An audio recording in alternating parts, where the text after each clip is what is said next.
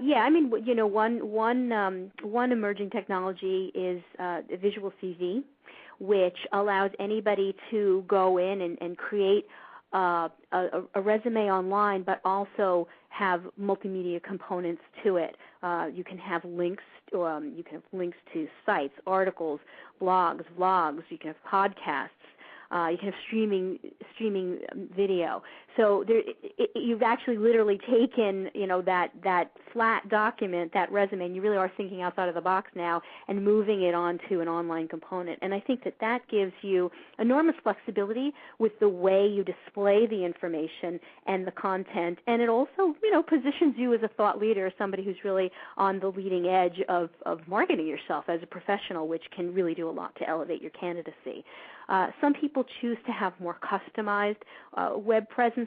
There are services like Brandigo or Blue Sky Portfolios that can really consult with you and sort of determine your online presence, your online brand, and it's all customized, so there's some more flexibility about the amount of information that you can put on there.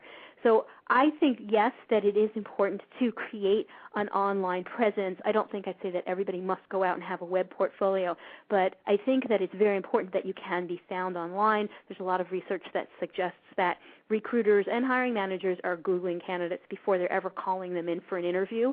So you want to make sure that they can find you online and that the information that they find about you is positioned the way you want it positioned and that it's relevant. Now, let's say we've found there's an opportunity or perhaps somebody in our network has passed details on to us. We've got our resume all ready, and it's sparkling and shiny and ready to go. We've got a multimedia portfolio online, and we can put a connection to that in the profile. So if you can put go and see more resources online, you can put that in your hard copy. I'm guessing you're going to be telling me we can't just shoot that off either in the mail or on email without attaching a very good and very well written covering letter. I take it that's still your perspective in terms of the email front cover is not sufficient. Yeah, well, I mean, I'll be honest with you. I mean, all the research I've conducted leads me to believe that half the people who get cover letters read them and the other half don't. But with that being said, you never know which half you're going to get. And so I do think that for many people the cover letter is important, and it's a way to position yourself. So when you're introducing your candidacy, particularly if you're applying for a specific job, your cover letter is your opportunity to make a match between what that hiring manager is looking for and what you have to offer. So I always recommend that people look at the actual job spec whenever possible and customize their experience through the cover letter. Match as many of the qualifications from the job spec as you can and talk about those in your cover letter. Communicate your message of value. Again, don't just talk about things you did, but the accomplishments within those tasks. So yes, it's still important, but it seems to be that some people place more emphasis on it than others.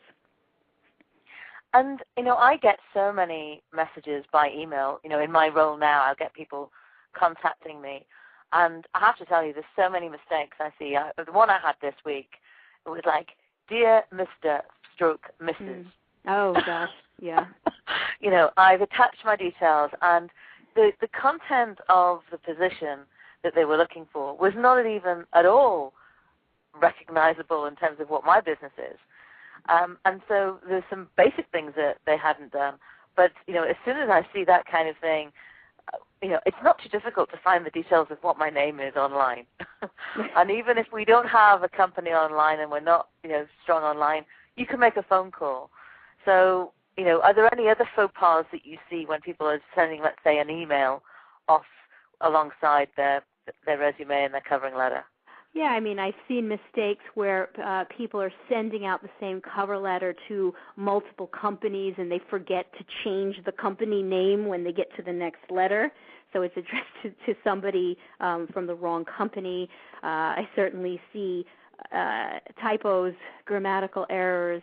I see formatting issues. Sometimes people don't realize that if they're putting a resume into the body of an email or into a text box, that it needs to be converted into a different type of file in order for the information to read clearly. And the problem with all of these errors is that the person who's on the receiving end is making a judgment call, and if they see that these errors are present in this document, then they may question that candidate and that candidate's ability, and then that might be the end of the line for them. There was one classic I saw last year, Barbara. In fact, I did actually drop the person a line about it. But they went to, I don't know, about 20 or so companies, and they put us all into the 2 box, and they sent us all the same profile and the same covering letter. Yeah. And, number one, that says that, you're just doing an email blast. But number two, a lot of people don't like their emails addresses, even though they might be available online. But many people don't like their emails being in a list with alongside any others. So if they were going to do it that way, they should have done a BCC. Sure. So we didn't know everybody else. But I mean, and I did send them a note because I just thought, well, maybe I knew they were early career, and so that it's an easy mistake if they hadn't been shown some email etiquette, let's say, when they've been going through college. But that was probably the classic for me last year. Yeah, well, and that cover letter is really about building that relationship and trying to solidify it. And those types of mistakes obviously don't help you achieve that goal. Your letter needs to be customized, and I'm hoping that people are not sending the same letter to 20 different people, whether they've blind CC'd them, or sent them separate emails. Your letter needs to be customized. It needs to be able to speak to the issues of that organization and their needs. That's how you make the match, not by just sending the same thing to everybody.